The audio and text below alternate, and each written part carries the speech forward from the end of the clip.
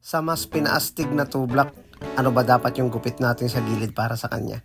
Panoorin nyo hanggang dulo para makita nyo kung ano yung gagawin natin gupit para sa kanyang buhok. Nag-ipit muna tayo and then nagbawas muna tayo dito sa may parting bangs ng dulo ng kanyang buhok.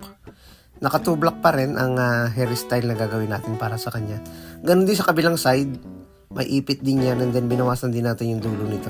And then tinanggal na natin yung ipit, nag-texture naman tayo o nag-point cutting, binawasan natin yung kapal ng dulo nito. Before na magbawas tayo sa gilid, kailangan i-proportion muna natin or ayusin muna natin yung kapal ng kanyang buhok. Pwedeng putulan or pwede rin na i-texture na rin natin ito kung ito ay maikli pa. Depende yan kung ano yung hairstyle na gusto ng ating customer or ng ating client.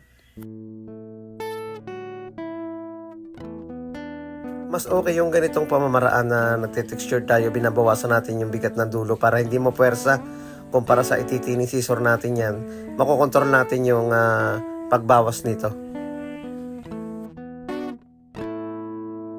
Saka natin lagyan ng kabilang side part before tayong magbawas sa gilid. Ita-taper na natin yung gilid niya na mababa lang.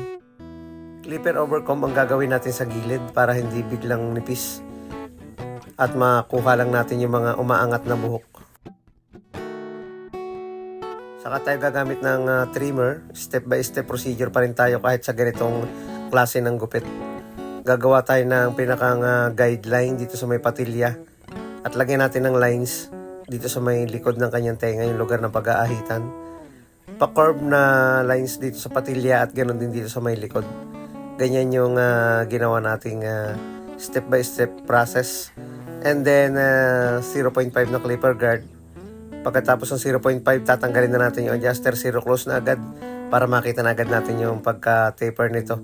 Mababa lang, medyo naka-keep pa rin yung sideburns or yung kabilang gilid dito rin sa may likod. Ganon din yung pagkakagupit na gagawin natin.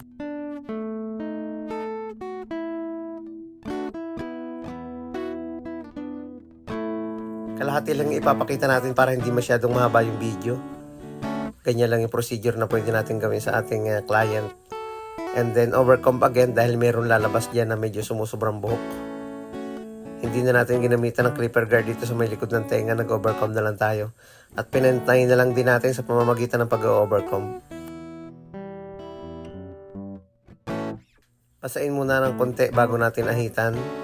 Linisin natin yung lugar ng nilagyan natin ng lines para mas okay siyang tingnan, matanggal yung mga maliliit na buhok.